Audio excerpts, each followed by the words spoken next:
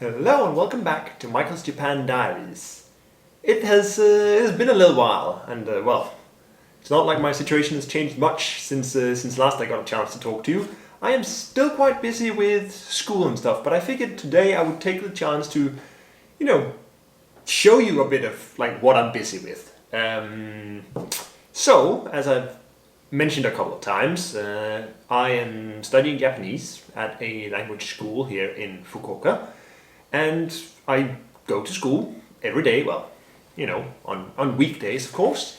I have classes for 4 hours every day, and outside of that, of course, I do my homework and do some extra studying on my own. And that's kind of what I wanted to introduce to you today. So, first off, there's my textbook. The school uses the Genki textbooks, and I mean, any English speaker who has ever looked into any sort of studying Japanese will have at least heard of the Genki textbooks. They're like massively popular. Those are the ones the school uses for the beginner levels, and all the way up to the end of Genki 2 is considered beginner levels. So, we're reaching the end of this book now, but it is still what they consider as beginner levels. So every day we'll have classes about a little bit of grammar, like going through one or two of the grammar points in the chapter of the book that we're working with, and then we'll have conversation practice using that grammar. It's working pretty well. The textbook is mostly there as a source for us to learn the grammar, and most of it comes through what we actually do in class, and the actual conversation practice, which is the really important thing, learning to actually use it. So we use this textbook for that purpose. But of course, you can't learn Japanese just by learning the grammar and talking about it. You have to learn kanji as well, and this is not a very good source for that. And just looking at kanji around the place is not a very good way of doing that. I tried a couple of different resources. There are many different resources out there. The one that I found works best for me is this bad boy here, the Kodansha Kanji Learners course. As I mentioned, I've tried a couple of different things. This one worked out the best for me. It has a really nice systematic layout with the characters laid out and explained with easy to remember, little mnemonics, and it's got the stroke orders, the main meanings, and readings, as well as some sample vocabulary using each of those characters. So basically every day, I try to do it every day. It's not every day that I actually get to do it, but I try to go through 20 new characters every day in the book. And right now you can see my super fancy bookmark here. It's literally just a tiny little sheet of paper is here. So I'm at 400 right now. There's 2,300 of them in here, which means I still have a fair way to go. So what I'll do is I'll sit down with the book, go through the characters one by one in my little notebook here, write them out, write out the character along with the meaning, the readings, a couple of the sample vocabularies, and then just write out the character a couple of times. Not a million times, but just a few times to get the hang of what's going on. And as you can see, I've done that a little bit. I mean, that I've gone through 400 of them, so I'll have spent a few pages in there. And then I'll use an app on my phone. I would like to show you, but I mean, if I do so, you'll be able to see like this, and then I can't really show you. But basically what happens is I've sorted this is an app called Kanji Study, by the way. Really great. It's not free if you want to have access to all the characters, and I think it's only the Android version that actually has all of the features. But anyway, what it'll do is it'll give me I don't know how much you can see of that, but anyway, it'll give me the main keyword highlighted there, along with a couple of other associated meanings and the readings, and then there's a little space to draw it down there, and it will enforce the stroke order. So if I just draw something random on there, that's a mistake, and then I'll have to try over. So I'll use this to, and obviously I can't really in this situation show you what's going on, but basically I use that to then go over the ones that I've learned. So once I've gone through the 20 characters of today in my notebook, I will then go through the same 20 characters in this, going through the writing challenges, like from the keyword, drawing it out, and it will enforce the stroke order, so like I can figure out how it works. And this book is working really great for me with introducing the things that I need to know to learn the new characters, and makes them easy to remember. So I'll go through them over and over again in my app to train what I've learned from there. And then occasionally I will do like a check the other way, where it gives me the kanji, and I'll have to choose the meaning for it. I'm still not learning all of the readings because, there's only so much I can do at a time. So the readings kind of come along the way, and as I see the characters in context. So basically that's what's going on. That's what I'm doing. Beyond that, of course, I mentioned we do homework from that school, as we do. Like the grammar that we learn on a given day, we'll have some homework using that grammar. And then on weekends, we will have an assignment to write a little text on our own. And there's a topic each week, so we have to write a little text about that topic. And then the following week, on Friday, we will then present that in class. Our class is small. There's obviously not a lot of students who have been able to come to the country in the current situation, so a lot of language schools are kind of, depending on when the classes start, they don't have as many students as they would normally, given the current situation. So our class is very, very small, so that's really nice. This week, however, we are doing the presentations together with other classes. I think 3 or 4 classes together, which sounds like a lot, but we're only going to be like 12 students in total, as far as I understand, who will be doing these presentations. And this is, now we're actually coming back to the reason that I'm even sitting here talking to you right now, because we are doing this presentation tomorrow. Well, as of the time of recording this, I probably won't get the video out before that point, but as of the time that I'm recording this, we're doing this week's presentation tomorrow. I'm not very good at rehearsing a script for a presentation and then presenting exactly that. I've always been more of a, have some keywords, like main note, this is what I want to say, and then just winging it from there. Obviously that's a little bit more difficult in a language like Japanese, which I'm not super proficient in at the moment. Unlike, say, English, which I feel like I'm a bit proficient in. I'll let you be the judge of that. But that obviously means in terms of grammar, like remembering all the things. It's not a problem for me to remember what I want to say, but remembering the exact grammar to make it, not bad, is, it's a little bit of a challenge, of course. But I'm also not very good at just sitting on my own trying to practice a presentation beyond the, going over my notes, remembering what I want to say. So, in order to hopefully be able to say my stuff properly tomorrow, I figured I would go over my script today.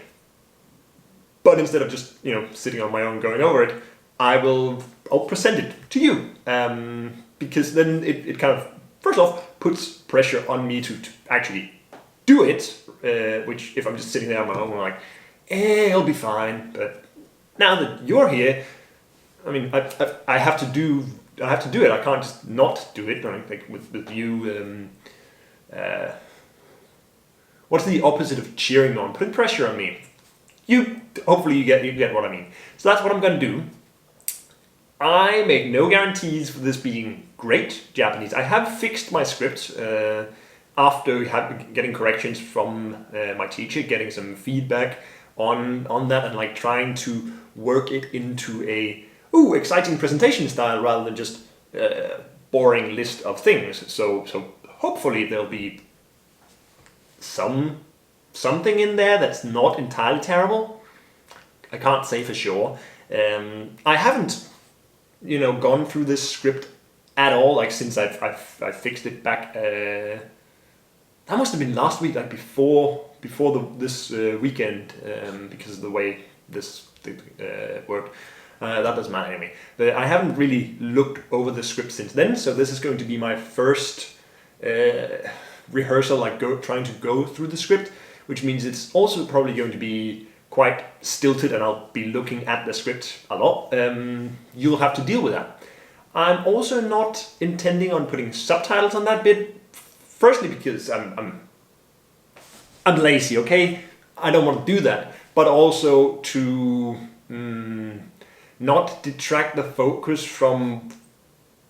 Like, what I want to do is train my actual presentation of it, not also being able to translate that into English. That makes sense. Of course, I know what it says because I wrote it. But having to translate it into proper English and set that up as subtitles is more effort than it's worth. What I will say is that the topic here is like hidden spots in Fukuoka, like something that might not be this huge thing that everybody knows, but a good place that I will recommend to someone else. So that's what my text is about, and you can see it right here. This is my script. I don't know how much of that the camera actually picks up because of the light, but this is my script. There isn't anything more than this. It is just this that I'm planning on saying, and I have made tiny little, they're barely posters, but tiny little posters representing each of these places. I have 3 different places that I want to introduce because I couldn't stop at just one place, so I have like a tiny little poster with the main information about the places that I want to introduce. And I will be showing these as I do the presentation, but I'm not expecting you to actually be able to see it. This is my practice, and I have spent now 3 minutes or something just talking about what I'm going to do without actually doing it. That's the thing with talking from a script. I'm not good at talking from a script, so I didn't plan what I wanted to say here other than, I kind of want to talk about these topics, but the actual content is...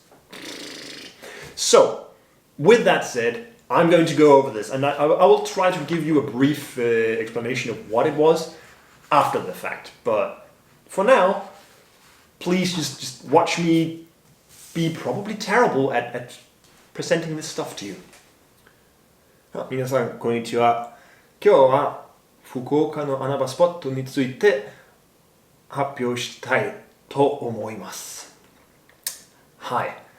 福岡に穴場スポットがたくさんあるので、一つだけ紹介できません。ですから3つ紹介します。まず、皆さんは甘いものが好きですか？それではこのカフェが、特におすすめです。はい。大堀公園の近くにあるパンシリュというカフェです。このカフェで福岡の一番、美味しくて綺麗なパフェが食べられます。少し高いですが食べてみる価値はあります。はい。このパフェです。美味しいです。はい。今から穴場スポット2つ目、すみません。2つ目を紹介します。海外で、一番有名な日本の食べ物は何ですか？もちろん寿司です。ラッキーですね。2つ目の場所はお寿司屋さんです。これ、美濃島にある寿司添島というお寿司屋さんです。実はここは本当の穴場スポットではありません。ミシュランガイドの一つ星付きお寿司屋さんですから。それに1週間以上前に予約しなければいけません。メニューは店長のお任せコースしかありませんが、私が食べた寿司の中でこれは最高です。お金があったら毎日食べに行こうと思っています。これ最高です。すみません。皆さんは学生です、ですので、すみません。皆さんは学生なので、お金がないかもしれません。3つ目の場所は安いので心配しないでください。はい。これ、焼き鳥美濃島という焼き鳥屋さんです。この店の焼き鳥は全部100円です。それにハイボールは200円です。この店の鶏皮は特におすすめです。はい。このスポットの中で少なくとも一つに行ってみてください。Right, as I said, probably pretty terrible, because, haven't read over the script for the past week or so, and, bit unsure of what I'm going to say, but that's the point.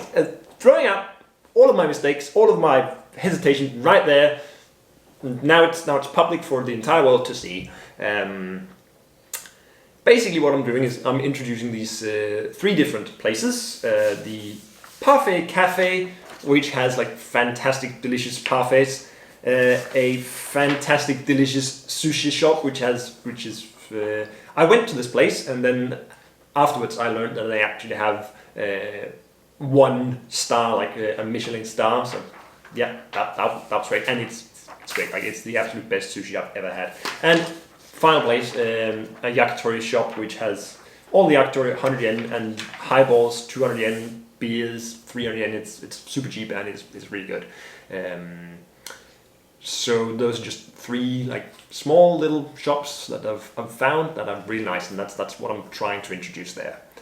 I will probably go over this again, because actually presenting it in that way that I did there is, also, when there's actual people there, it's probably going to go differently. Anyway, I'm rambling way too much. I just wanted to have the chance to go over the script. Right, I think that pretty much covers up what I wanted to do for this video. I've actually just gone over the script a few more times since that. So at this point, it's been like 10 minutes, and I don't remember where I stopped last you saw me. But anyway, that's me going over the script for the first time, and hopefully I'll be able to, do a decent-ish, or at least a better version of that tomorrow. And also it makes more sense to use these to actually point at when there's people there. Anyway, that pretty much covers what I wanted to do, I think. And I'm running into the same problem that I always do, is at the end I'm just rambling. Gotta end the thing, but then no, I just talk about one thing, talk about another thing. It's actually getting a bit cold here. Right, I cut out something there because I ended up rambling all over the place again. Thank you for watching this video. Thank you for enduring my terrible presentation there. And I will hopefully see you again in the future. As you have noticed, there's not really anything resembling a regular schedule remaining in my uploads. That was the word I was looking for. Because I'm busy with the studying, like doing all my kanji every day and my homework and everything. But yeah, hopefully I'll see you again some point in the future. Swoosh!